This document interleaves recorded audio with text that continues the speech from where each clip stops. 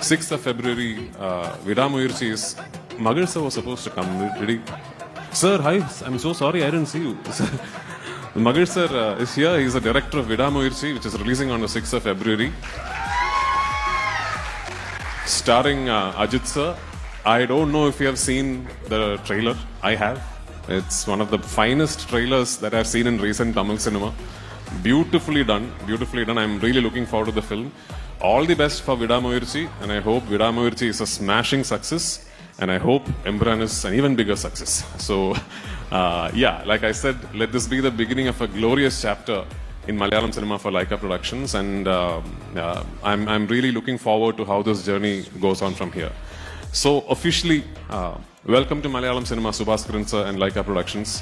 Thank you for giving us the wings to be able to do this. Thank you.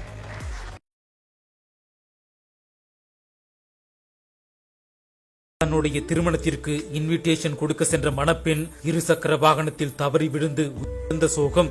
திருமணத்திற்கு 4 நாட்களே உள்ள நிலையில் உயிரை பறித்த யமன்.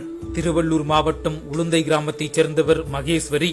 இவர் காஞ்சிபுரம் மாவட்டம் ஸ்ரீபெரும்புதூரில் உள்ள ஒரு தனியார் தொழிற்சாலையில் பணிபுரிந்து வந்துள்ளார். இந்த நிலையில் இன்று தன்னுடன் பணிபுரிந்தவர்களுக்கு திருமண அழைப்புதல் கொடுப்பதற்காக தன்னுடைய மாமாவுடன் இருசக்கர வாகனத்தில் சென்று ஸ்ரீபெரும்புதூரில் பணிபுரிந்தவர்களுக்கு அழைப்புதல் வைத்துள்ளார். பின்னர் மீண்டும் காஞ்சிபுரம் வழியாக தனது சொந்த ஊருக்கு இருசக்கர வாகனத்தில் வந்துள்ளார். அப்போது காஞ்சிபுரம் மாவட்டம் சுங்குவார் சத்திரம் அருகே வந்து கொண்டிருந்த போது இருசக்கர வாகனம் பள்ளத்தில் ஏறி இறங்கிய போது பின்னால் அமர்ந்து கொண்டிருந்த மகேஸ்வரி நிலை தடுமாறி தவறி கீழே விழுந்துள்ளார். அப்போது தலையில் பலத்த காயம் ஏற்பட்டு உயிருக்கு போராடி உள்ளார். உடனடியாக அவசர ஊர்தி மூலமாக காஞ்சிபுரம் மாவட்ட தலைமை அரசு பொது மருத்துவமனைக்கு கொண்டு செல்லப்பட்டு சிகிச்சைக்காக அனுமதிக்கப்பட்டார்.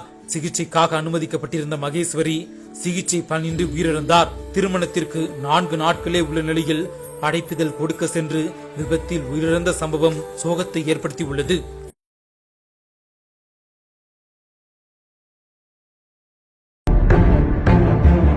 ஈரோடு இடைத்தேர்தல் என்னன்னா பல முறைகேடுகள், அதிகார துஷ்பிரயோகங்கள் இது மாதிரிலாம் நடந்திருக்கு. வார்டுக்குள்ள இருக்கிற 50-100 கொடுத்து அவங்க அதையும் செய்யறாங்க, இல்லன்னு சொல்லல.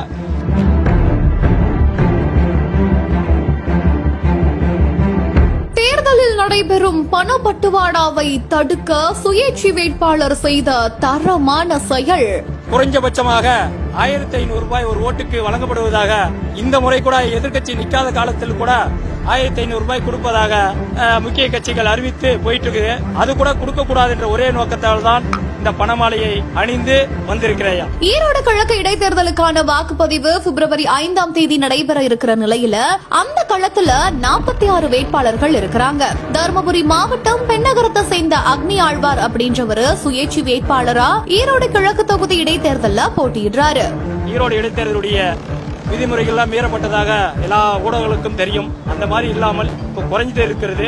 இன்னும் குறைய வேண்டும் என்ற ஒரே நோக்கத்தோடு இந்த பணமாலையுடன் தேர்தல் அதிகாரி தலைமை தேர்தல் அதிகாரியை பார்த்து மனு கொடுக்க வந்திருக்கிறோம். இந்த போட்டியில வெற்றி பெறணும் அப்படின்றதுக்காக அவங்களோட தொகுதியில பணம் பட்டுவாடா நடைபெற்று வருவதாகவும் அதை தடுக்க நடவடிக்கை எடுக்கணும் அப்படின்னு சொல்லிட்டு அவர் ஒரு தரமான செயல்ல ஈடுபட்டிருக்காரு. பணப்பட்டுவாடாவை தடுக்க வேண்டும். காவல்துறைகள் எல்லாமே தன் கடமையை ஆற்றுவதில்லை. அந்த பகுதியில் என்ன அரசு ஊழியர்களும் அந்த பகுதியில் ஆற்றுவதில்லை. இந்த ஊழலுக்கு எதிராக நாம் குரல் கொடுத்தா அதற்கு எனக்கு பல விதத்தில் காவல்துறை உயர் அதிகாரிகளும் IAS அதிகாரிகளும் பல மிரட்டல்களை அதிகாரிகள் மூலமாக என் வீடு வரைக்கும் என் அலுவலகம் வரைக்கும் பல காரணத்தை சொல்லி அப்பா அம்மா எல்லாம் மிரட்டுகிறார்கள்.